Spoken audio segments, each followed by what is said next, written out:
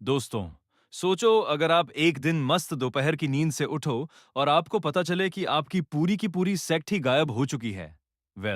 हमारे main character के साथ भी कुछ ऐसा ही बवासीर हो जाता है। वह इस कल्टीवेशन की दुनिया में क्रॉसओवर करके आया था और किस्मत देखो, आते ही इस दुनिया की टॉप टियर पावर यानी ताइहान सेक्ट का एक कैंडिडेट डिसाइपल बन गया। अभी वह बस नींद से जागा ही था कि उसे समझ आया कि पूरी सेक्ट में एक बंदा भी नहीं बचा है। तभी उसके दिमाग में ट्रिंग ट्रिंग करके एक सिस्टम नोटिफिकेशन आती है। बेटा, 3 साल बाद इस दुनिया में ग्रेट ट्रिब्यूलेशन आने वाली है, जिसमें सारे जिंदा लोग कूट दिए जाएंगे, यानी मारे जाएंगे। हमारे हीरो को लगा कि लगता है सेक्ट के बड़े बड़े लोग यह खबर सुनते ही पहले ही दुबाकी मार गए, मतलब भाग गए।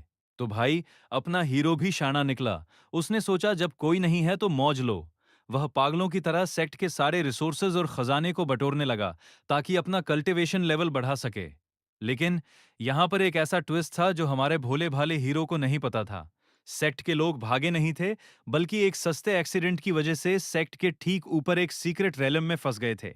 और सबसे मजेदार बात, वो सब वहां से हमारे हीरो की एक एक हरकत को लाइव देख पा रहे थे। सेक्ट के एल्डर्स ने देखा कि ये लौंडा उनके सबसे पावन स्क्रिप्चर पेविलियन शास्त्र भंडार में घुसकर वहां का ग्रेड 8 स्पिरिचुअल लिक्विड ऐसे पी रहा है जैसे कोल्ड ड्रिंक हो, और ग्रेड 9 की कीमती पिल्स को ऐसे चबा रहा है जैसे बाजार की सस्ती कैंडी। एल्डर्स का गुस्सा 7वें आसमान पर पहुंच गया। इस साले को तो जिंदा नहीं छोड़ेंगे।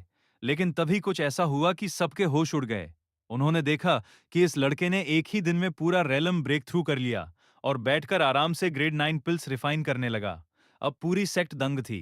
अबे तेरी, ये तो हमारी सेक्ट का आखिरी सहारा है। इधर अपना हीरो, जिसका नाम शीची है, वह आराम से घूम रहा था और हैरान था कि साला पूरी सेक्ट एक साथ गायब कैसे हो गई। चल क्या रहा है यहाँ। अभी शीची दिमाग दौड़ा ही रहा होता है कि तभी उसके दिमाग में एक ठंडी और मैकेनिकल आवाज गूंजती है। Strongest self rescue system successfully bind हो चुका है।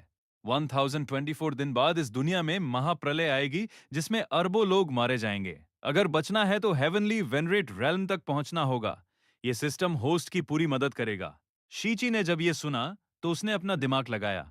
अच्छा, तो इसका मतलब सेक्ट के लोग गायब नहीं हुए, बल्कि अपना बोरिया बिस्तर समेटकर पहले ही निकल लिए।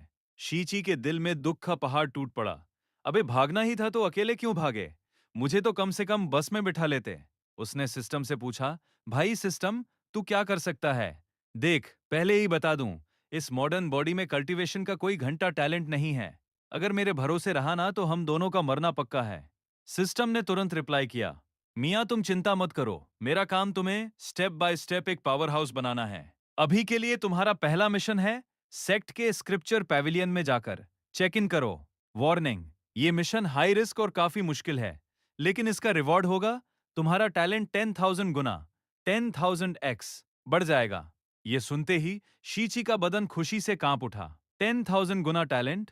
सोचो भाई, वैसे तो स्क्रिप्चर पैविलियन एक आउटर डिसाइपल के लिए नो एंट्री जोन था। वहां जाना तो दूर, भटकना भी मना था। लेकिन अब जब पूरी सेक्ट ही खाली है, तो किस बात का डर? शीची ने कहा, चलो भाई, रास्ता साफ है, और निकल पड़ा। अब सीन शिफ्ट होता है ऊपर वॉइड स्पेस में, जहां ताइहान सेक्ट के सारे डिसाइपल्स और हाई लेवल एल्डर्स फंसे हुए थे। इस जगह का नाम था ताई झैन रुइंस, जो कल्टीवेशन के लिए एक बढ़िया जगह थी और हर 15 साल में एक बार खुलती थी। इस बार जब एल्डर्स डिसाइपल्स को ट्रेनिंग के लिए लाए, तो अचानक एग्जिट गेट ही सील हो गया। डिसाइपल्स को तो पता भी नहीं था कि उनका पोपट हो चुका है। वो तो आंखें बंद करके ध्यान में थे। लेकिन एल्डर्स के चेहरे पर 12 बज चुके थे। सेक्ट मास्टर ने उन्हें तसल्ली देते हुए कहा, भाइयों, घबराओ मत। ये जगह सदियों पुरानी है। शायद थोड़ा स्पेस अनस्टेबल हो गया है।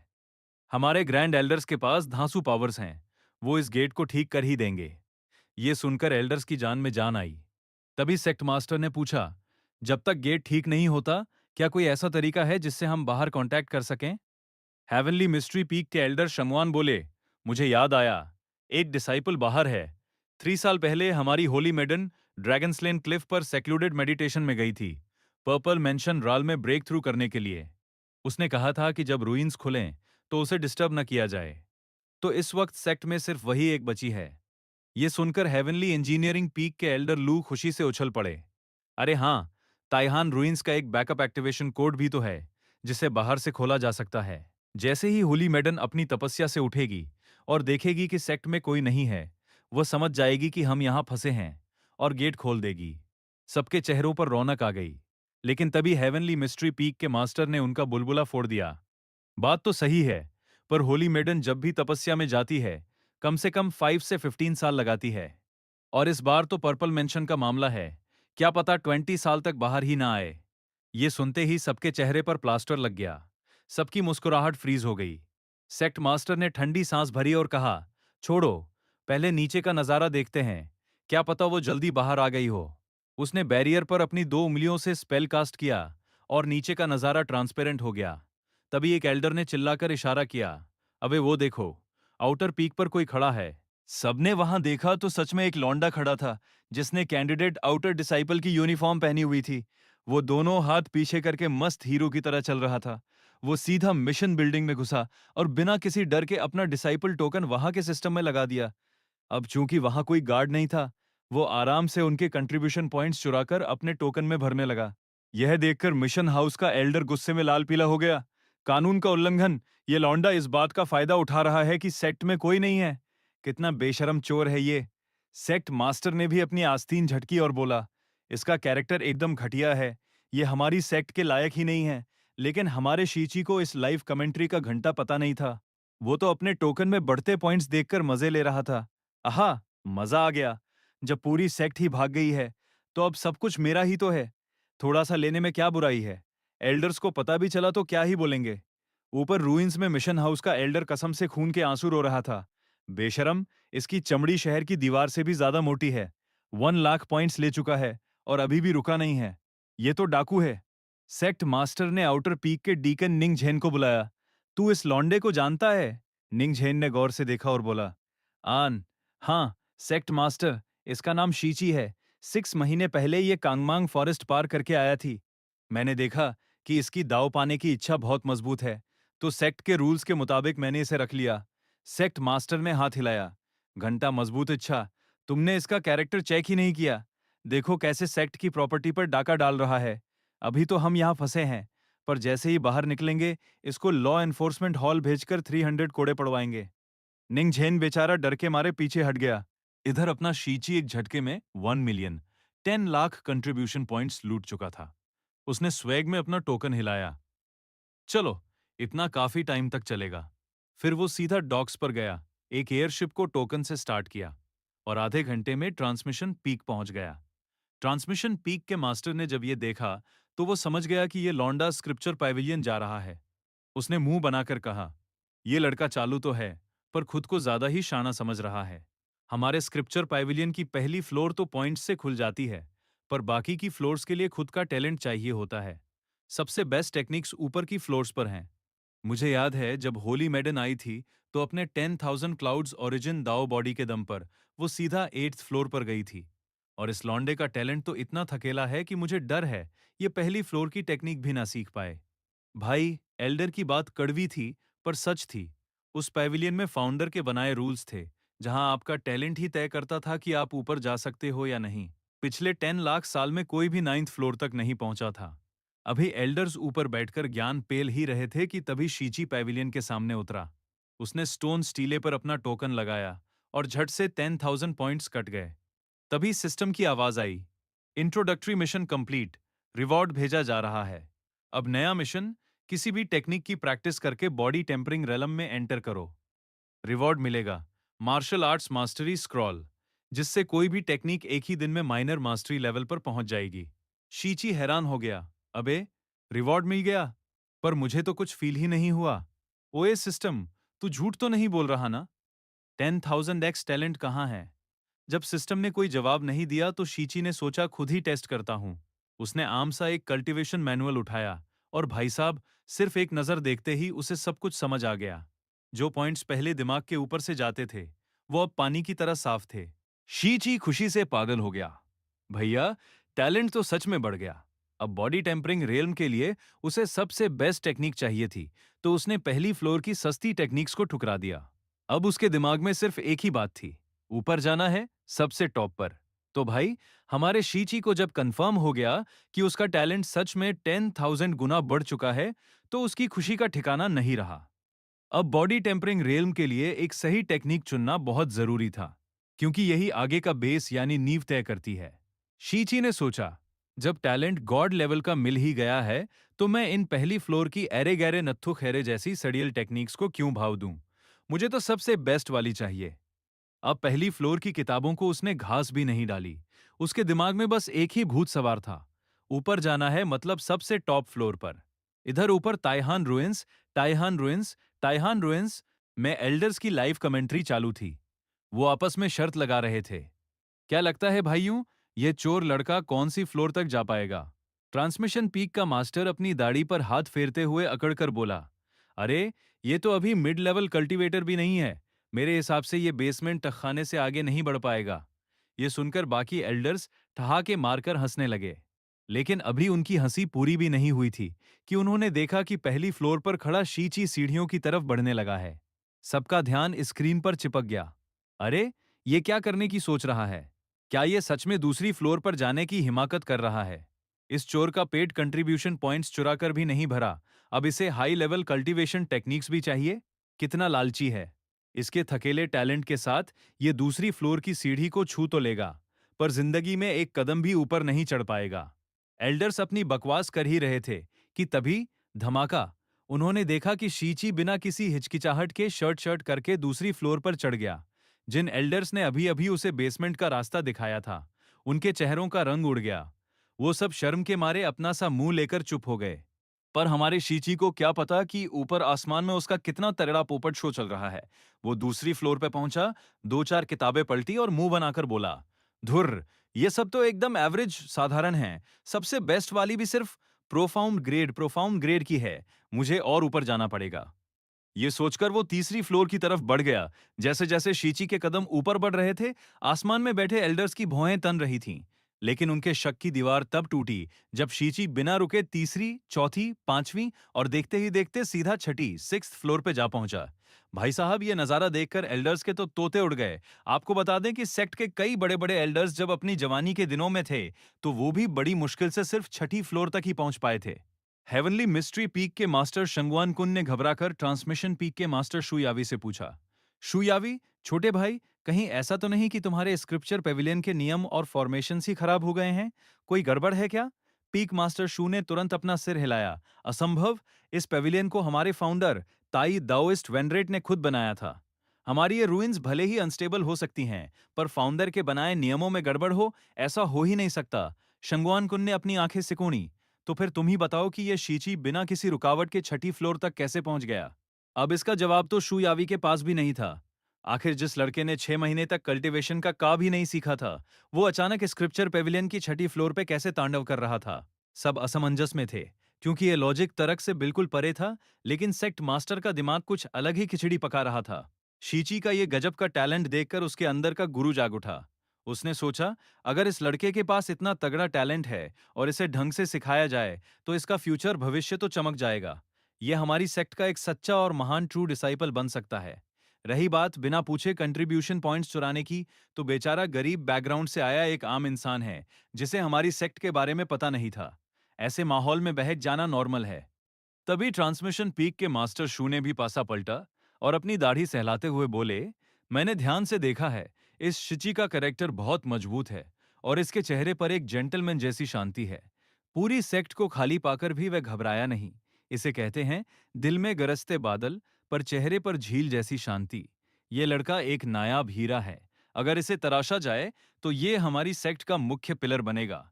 मुझे पता है आप सब अपने कामों में बिजी रहते हैं, तो जैसे ही हम यहाँ से निकलेंगे, मैं शू यावी इस लड़के को अपना पर्सनल डिसाइपल बनाने की जिम्मेदारी लेता हूँ।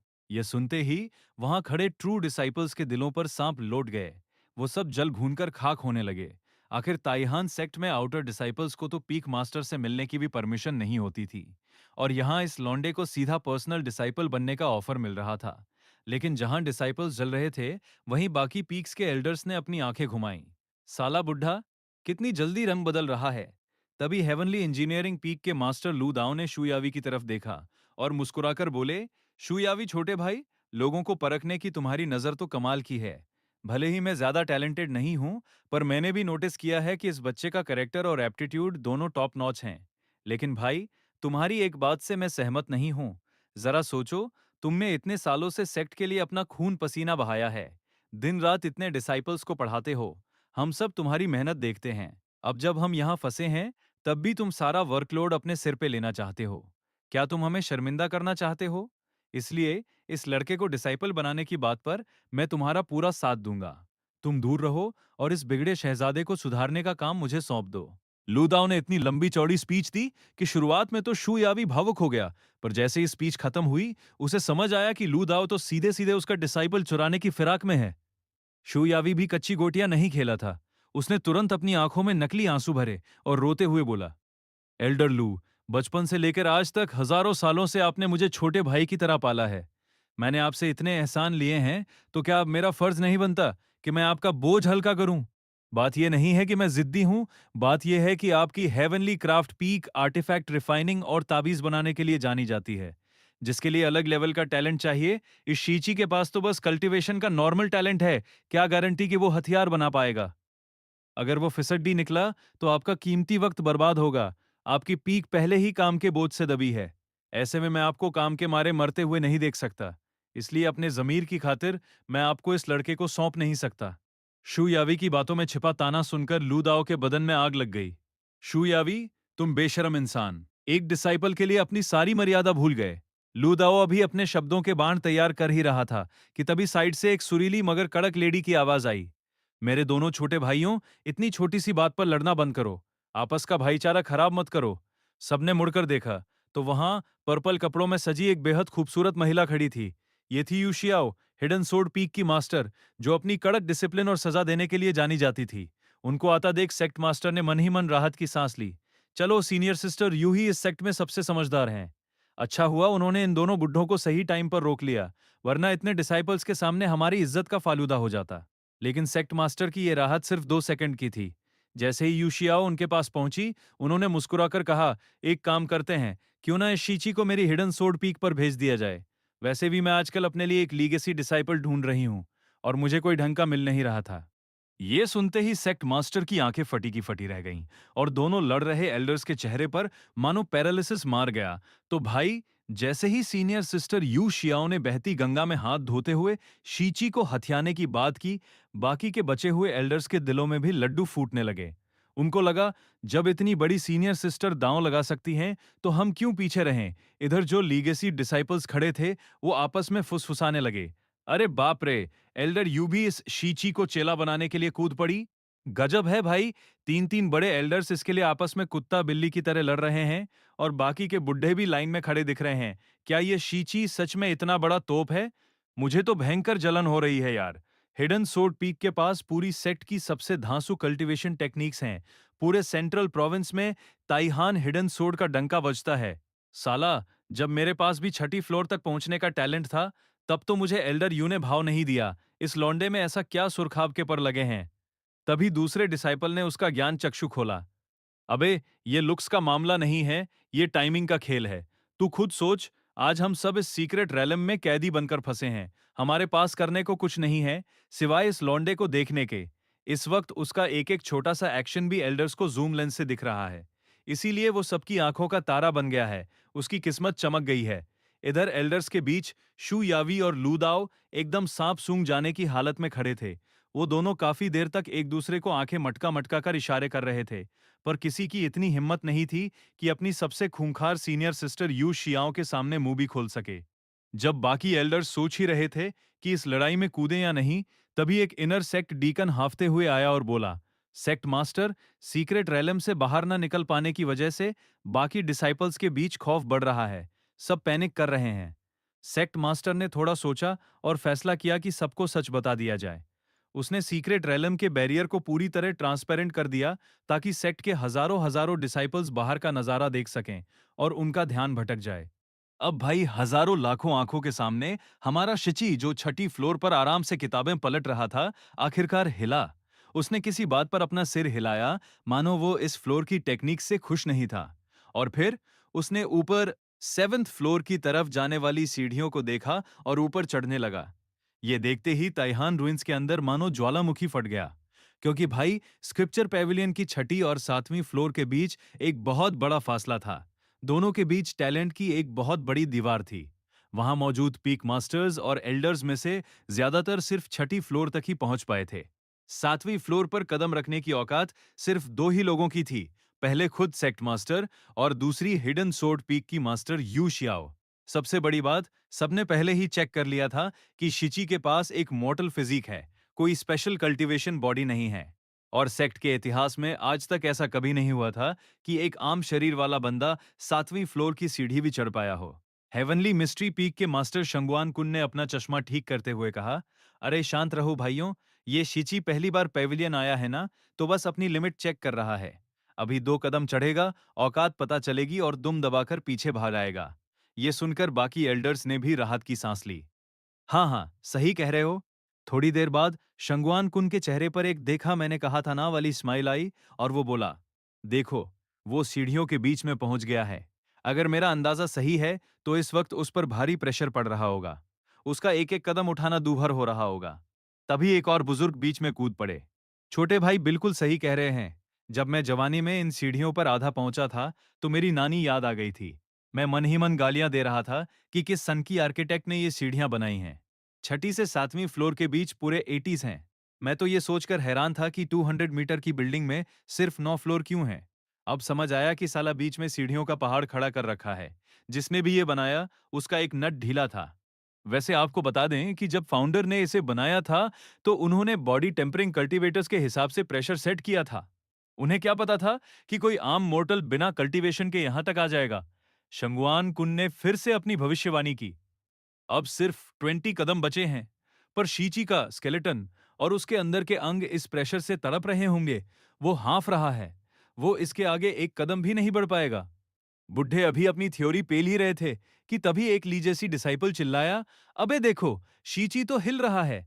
सबने आंखें फाड़कर नीचे देखा और भाई साहब सबके जबड़े जमीन पर गिर गए। हमारा शीची ऐसे चल रहा था जैसे हवा में उड़ रहा हो। वो शर्ट से सीढ़ियां लांघता हुआ सीधा सातवीं फ्लोर पर जाकर खड़ा हो गया। पूरी सेक्ट में सन्नाटा छा गया, ऐसा सन्नाटा जो शमशान में भी ना हो।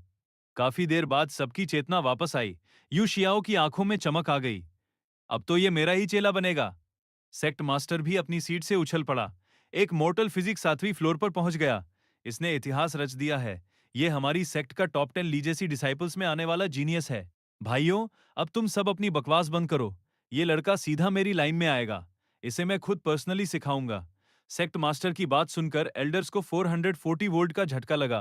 ताइहान सेक्ट का एक गुप्त नियम था कि शेंट और सेंटेस के अलावा सेक्ट मास्टर किसी और को अपना पर्सनल चेला नहीं बना सकता।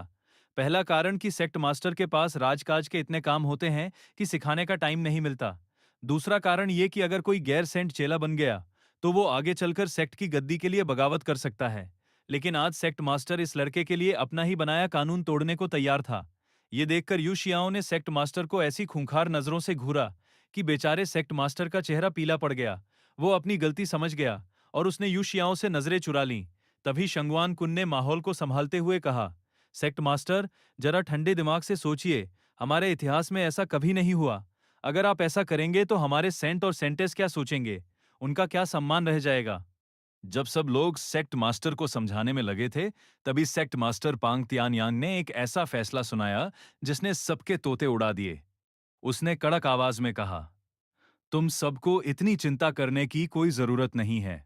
जैसे ही मैं शीची को अपना चेला बनाऊंगा, मैं सेक्ट मास्टर की ये गद्दी और सारी पावर्स सीनियर सिस्टर यूशियाओ को सौंप दूंगा। ये सुनते ही वहां फिर से सन्नाटा पसर गया।